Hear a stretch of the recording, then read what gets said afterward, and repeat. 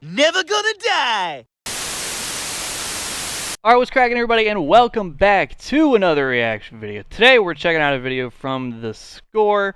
This is called The Rise and Fall of Halo Esports. I believe I saw this video maybe around the time that it came out. I'm not entirely sure, but it does seem familiar to me. So, just a heads up, I may have seen this before. But we're going to go ahead and check this out today. Probably more of a storytelling type video, similar to the Paradise videos we've been checking out. But yeah, another video from The Score. We've checked out a couple of videos from this channel. Link is going to be in the description for the original video. As always, go check it out without my reaction if that's what you would like to do. But yeah, we're going to go ahead and give this a watch. Jump into it, see what kind of story they got to tell about Halo, see if they talking a little shit.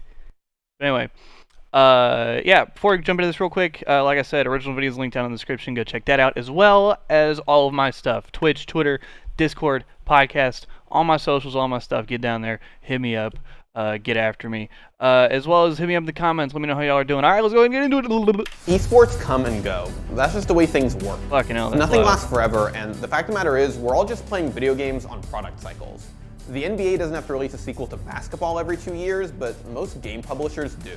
Which is often what leads to the death of the corresponding esports scene.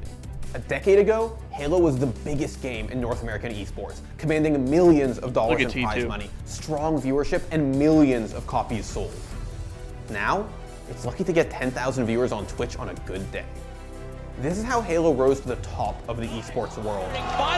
You ain't wrong. But hey, that's all about to change with Infinite. Fell as hard as any game ever had. Just a heads up for context, I pointed this out, I think, at the start of the video as well. But this was in 2018, so Halo was just slightly more down bad than it is right now. So context, keep in mind, this video was made 2-3 years ago, so don't trip about it. Michigan, Sturgis, ain't happening. AGL 10K is supposed to be next weekend. That's on you, motherfucker. This is your fault. AGL Brad? And then somehow managed to put together a redemption story. We're at the home of Halo. Damn right. All right, there we go. This is our moment. I was here at this event for this moment. This was like the most electric thing I've ever experienced as like a Halo esports person. This shit was incredible. All right, I'll quit pausing. I'm sorry.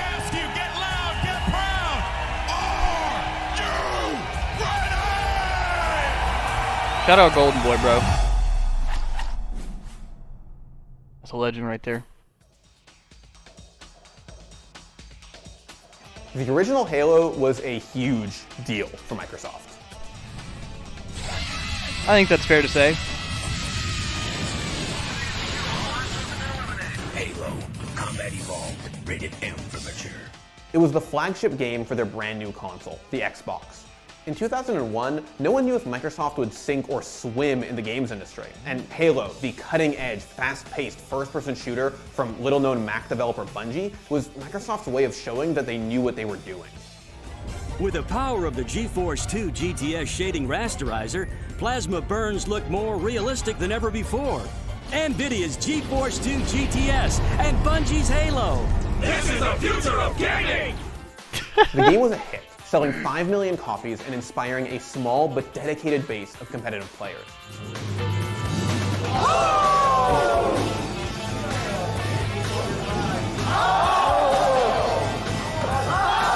Oh, top left going ape shit. Oh, is this the Saiyan clip?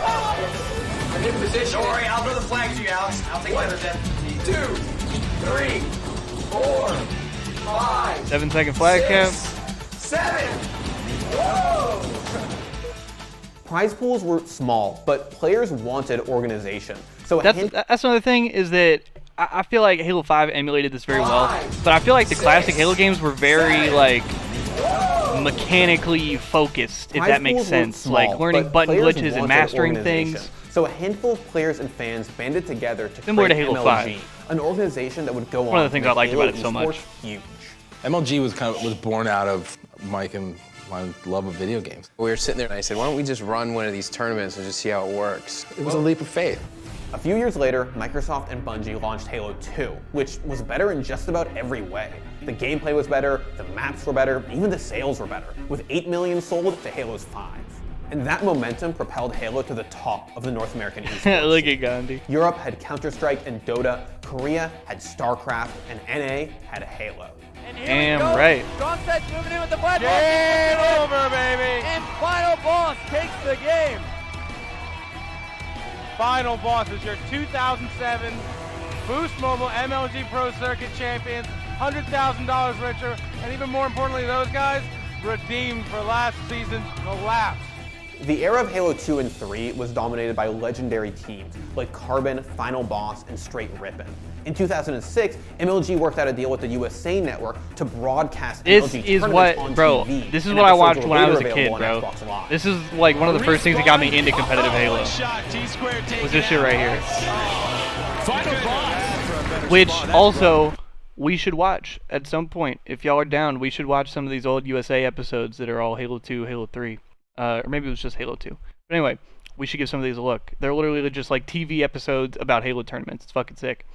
50-48, that game could have gone either way, but it went Final Boss's way. They lead 5-2. MLG ran dozens of Halo tournaments between 2005 and 2007 and only stopped to bring in Halo 3. Halo 3 cracked 14 million copies sold, blowing its predecessors out of the water and throwing MLG's events into an even higher gear. Every Halo tournament MLG ran gave out over $50,000 in prize money, higher than anything in NA at the time, with annual $280,000 championships. Which was a lot back in the day. I mean, it's still a lot, but especially back then. I cannot believe it right now, Farouk. I called it early, and then they made it count. Straight ripping, so clutch. Their backs up against the wall, tying the game up, and then becoming our 2008 Halo 3 national champions. MLG quickly became the biggest esports tournament organizer in North America, off the back of their success with Halo, adding Super Smash Bros., Tekken, Rainbow Six, Call of Duty, and Gears of War, all to varying degrees of success. What we did was go out and find all of the best kind of grassroots level people who are running these great tournaments and brought them in, and then we really developed Major League Gaming. Halo 3 was a great competitive game, but only after MLG and fans made a few small tweaks to the game's competitive settings. Most notably, small pro tweaks. players I would say large tweaks. A new feature added to Halo 3 that really changed the Halo way the 3 game out the was box. played. But with all of that turned off, Halo 3 was a great competitive game, and it looked to be carrying Halo into a bright future. That is, until Reach. Halo Reach, Falls 2010. There's no secret that Bungie and Microsoft were going through a breakup. Bungie wanted independence to make new games, but their agreement with Microsoft meant that they had to make a few more Halo games before they could finally get it. It's such an important cultural ideal here that this studio owns what it creates. Independence was going to be the only thing that was going to be able to allow us to do what we wanted to do. The deal was essentially, we make a couple more Halo games, we leave Halo with Microsoft, and we can split amicably. So, I mean, ultimately the price of our freedom was to leave our baby behind, to move from being Halo developers to Halo fans.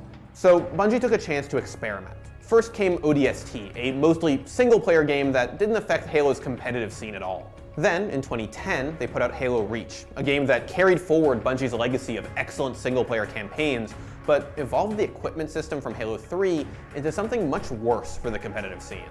You might be surprised to hear that when Halo Reach came out, it was met with backlash from the Halo community. Shout out Forge Labs. I vividly remember the y'all uproar can't, on the Bungie y'all didn't forums. see the, there were threads the lower upon third threads right there. of players upset with the game, claiming This that is it Forge didn't Labs feel talking. like Halo and that everything that made Halo great was gone. I vividly remember not enjoying the multiplayer for three main reasons. Number one, the maps. Number two, the weapons. And number three, armor abilities. Reach had several problems. Equipment was replaced by armor ability. Abilities included active camouflage, which made you completely invisible, armor lock, which made you invincible before releasing a pulse of damage, and jetpack, which let you fly. And then there's Bloom, there was Sprint, there was armor Look at lock that was Ninja. in the first MLG tournament, there was jetpack, and all that stuff does not belong in Halo. Thanks to the new blue mechanic, full auto had no spray pattern. It was entirely random. Accuracy meant stopping, which was a far cry from the way top players had experienced Halo in the past. There's so many things that are wrong with this game that can be fixed in a very small amount of time. And that needs to happen during this 4-month off season that we're going to have with MLG, okay? Bungie, and later 343, Halo's new development team, eventually let players turn off bloom and armor abilities and even let them have default starting loadouts. But by then, the game that competitive Reach players were experiencing was so far from what the average player was playing that they weren't even the same of game. bloom and sprint and shit, man. It was second to Star. Alright, sorry about that. I had to make a little cut in the video. But yeah, what I was going to say was it was the exact same thing. We played a year of Reach with bloom and sprint, and by that time that we finally got to the good settings, nobody gave a shit. Same thing with Halo 5, bro. We played 2 whole ass years of autos and pickups and ARs and all that shit and storm rifles before we finally got the good shit, but by that time we only had like 1 fucking year left of the game. Same shit. Hopefully we don't make the same mistake for Infinite, and it looks like we're not going to. And even let them have default starting loadouts. But by then, the game that competitive Reach players were experiencing was so far from what the average player was playing that they weren't even the same game. They still ran Reach, but it was second to StarCraft 2 and League of Legends, which were quickly picking up steam in North America thanks to strong development support. MLG only ran a handful of Reach events, but the community shrank alongside their game, and MLG had to remove Halo as the flagship game on their circuit. Halo is just headed down, man. But if Reach shrank Halo's community, then it was Halo 4 that truly killed it. Well, yeah. Really focused on trying to craft these moments that live up to the legacy of the Halo experience. We're working within the constraints of what makes Halo Halo, but trying to make every aspect of it bigger and better. 343's first foray into developing a Halo game of their own was something of a disaster on all fronts. The game sold 4.79 million copies, but the disappointing single player was coupled with an absolute mess of a multiplayer experience. There was no online ranked play, the launch maps were terrible, and not only were armor abilities still around, they were part of the unpopular loadout system from Reach. There has been something done to this game that wasn't enjoyable. The matchmaking experience has to be better. The game has to be more fun. And obviously, I'm going to sit here and say, ranks, spectator mode, make the game not suck, go back to the formula. The online experience has to be better. You don't have to reinvent the wheel for your matchmaking experience when Halo 2 and Halo 3 both paved the way for this. It just wasn't Halo. Shout out Gandhi, man. MLG ran exactly 1 Halo 4 tournament the week the game came out, leaving a lot of people to question exactly how legitimate it was, given there were accusations that some players had access to the game early. And the players are standing up. There's the congratulations. Give it up for your Warriors. That actually used to be a thing a lot, though. People getting games early. Like, everybody just gets it, like, digitally and shit now. The Warriors will go down in history this weekend. But, like, will go down in history. We'll see you guys next season. The only Halo 4 MLG event. After the sheer number of people who left Halo during Reach, Halo 4 was a death blow for an already small community. Fans tried and tried. I completely forgot what the fuck I was going to say a second ago, by the way. Competitive Halo 4 fun and balanced. And then yet again, they also didn't give us like a real ranking system that we could see, like they saying that we couldn't do it. And they took forever to fix the bolt shot, and the maps were kind of iffy, and they still had sprint. And the 4-shot PR came like 6 months later. In MLG's absence, other tournament organizers rose up to fill the gap. Arena Gaming League ran tournaments between 2012 and 2013, but collapsed amidst allegations that employees and tournament winners weren't being paid. Right at AGL. Like, we don't want to talk about AGL, Brad. Fucking Halo 4, and then, oh wait, 3 weeks before, people have already bought team passes for Halo 4. Fuck you, we're switching to Halo 3. No refund. Yeah, that's what I was gonna say. Back in the day, everybody just gets the games like digitally and shit now, but like back in the day, everybody used to go get games early because instead of paying $60 for it on release day, you would just go to GameStop or Walmart or whatever and bribe the fucking guy behind the counter and be like, yo, I'll give you $150 if you give me Halo 4 a week early, or like the new COD, or like whatever. Everybody used to do that shit. Off, right? And then they canceled the event because eBash, which is where they were trying to hold it in Indianapolis, wasn't even created yet. It was still being built, and Brad just decided to market it and pocket that money. It is important to note, all the way up to AGL 10, Brad played favorites with who he paid out. Besides a select few, no one got paid, dating all the way back to AGL 6. All that were left were the hardest of the hardcore, playing in small grassroots tournaments. Attempts were made to move back to older games, the way that Super Smash Bros. Melee has one of the things more that than a decade after was its like the launch, final nail in Halo's coffin, bro. It was too small to sustain further fragmentation. Halo was well and truly dead. But there is a happy ending to this story. In 2014, let's go! Master Chief Collection, Redemption arc! The port of Halo 2's multiplayer mode, which brought a lot of lapsed pros and fans back into the scene. It's extremely smooth. It felt very clean. The 60 frames per second, all that. Sprint was taken out of the game, which means a lot more setup-based game types are being played. If he can get this kill, we'll see. They're clearing out this base. They got the time. T-scored the last player in the hill. No. Let's go ahead and see what Roy's up to. Roy has an angle. 205 to 205. Each way was okay, man. The last few seconds, and BTH I think it was a good game to have, like, congratulations, the first game since Halo 4. It was a good game to bring everybody back in, I think. Should have been more maps, though. What a series that was. The game wasn't perfect and took a long time to get fixed, but it was a step in the right direction, one that 343 followed up with Halo 5 just a year later. Halo 5 replaced armor abilities with Spartan abilities, always-on traits that every player had constant access to, with the option to turn individual powers on or off for competitive play. It got back to default starts, back to solid map design, and away from killstreak gimmicks cribbed from COD. It was a return to form. The shooting is definitely really like easy, but the movement makes it much harder to shoot than like any other like Halo, I feel like. And then plus like MOG coming back, they run events so well.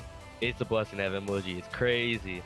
MOG events are one of a kind. Halo 5 brought us the first ever Halo title with a live spectate option. This means you can jump into any player's live film and watch on a 1 minute delay, whether it be a pro player, whether it be one of your buddies. With the 1 minute delay, it had its limitations. This leads me into my second point of what Halo 5 has done well, and that is the Observer mode in Halo 5. Now, Observer mode allows us to join any lobby and watch without that 1 minute delay. Not only that, it has enhanced viewer information on the user interface to see each player's shields, whether they have a power-up, what weapons they have, nades they have selected. With the right guidance and hopefully with some more tweaking in Halo Infinite, the next title, EGLX, we could see a really classy spectate / observer mode. Also, this shit was from Halo like 5 years ago. Halo 5 also had esports support from Microsoft on day one, following up the 2 seasons of the Halo Championship series they played on the Master Chief Collection. After that, the league moved to Halo 5, and Microsoft boosted the prize pool to 1 million. The Halo community brought that First up Worlds to was $2.5 nuts, million dude. in 2016, and the $1 million prize pool stuck around for the next 2 years. L-Town is actually running this flag. They're now trying to get this flag back. Look at Allegiance. They are moving together, and they might be able to still get this going for And again, that's going to do it, folks. Counter Logic Gaming. They are the Halo World Champions of 2016. What a run they've had all season long. An incredible squad, and it is well deserved. They have fought and fought and fought for this opportunity. Halo still doesn't pick up massive viewership, but it's in a much better place than it was even 2 years ago. Pro teams are coming in to give pro players salaries, prize pools are sustainable, and viewership does trend upwards during major events. Answer my question, yes. Picks up that flag, the kills are being picked up as well. The arena here in London is going wild. Frosty with the final kill. Tonks have done it. They're back on top. Tonks Gaming are your champions of London once again. It's been a long road to this point. They've lost a lot of tournaments to Splice. But here they are, 4-0ing them in a second best of 7. Put it all together, and we can learn at least one important thing from Halo and its fall from grace. If you make a good game, people are going to play it.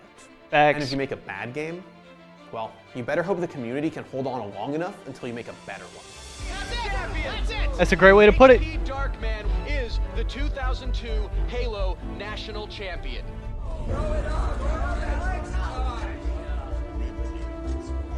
$20,000 by finishing first place. Congratulations. Oh, are they giving us a look at Halo history? Final bosses, your 2007 Boost Mobile MLG Pro Circuit champions. 2008 Halo 3 4v4 champions, straight ripping. 2009 Major League Gaming National Champions, believe the hype. Final boss, your 2010 MLG National Champions. 2011 National Champions in 6. That's another thing we're going to check out. Global Championship.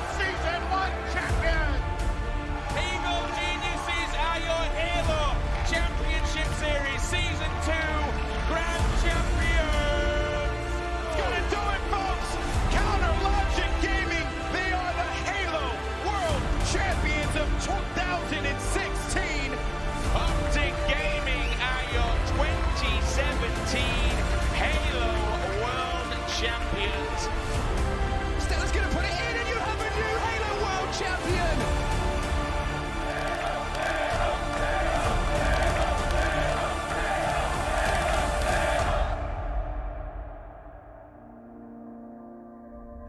It's finished.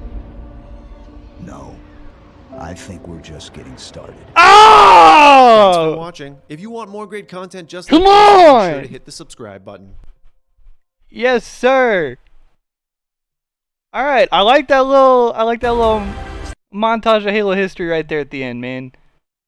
That is good shit. Good shit right there. Halo. Yes, sir.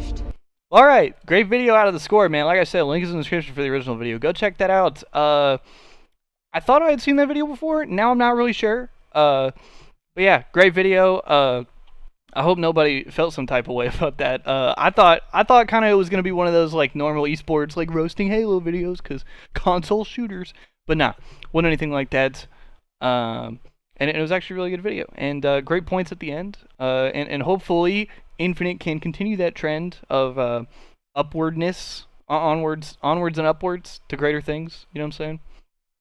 And we've got some good signs with the competitive settings reveal, as well as Esports Engine running the events full of MLG alums and old people that have worked on Halo for a long time. So hopefully, you know, we're in store for some great things in the future of Halo. You know, they touched on a lot of the bad stuff and a lot of the good stuff that brought it back. So very good video out of the score. Like I said, for the the millionth time, go check it out. Link in the description, as well as for all my stuff. Go hit me up. All my socials down in the description. Twitch, Twitter, Discord, podcast, all my shit. Go check me out, as well as get after me in the comments. Let me know how y'all are doing, man. I'm always curious about how y'all are doing and what the vibes are like, and I hope they're the best. But anyway, that's gonna do it for me. I hope y'all enjoyed the video. Much love, much respect. As always, stay tuned, baby.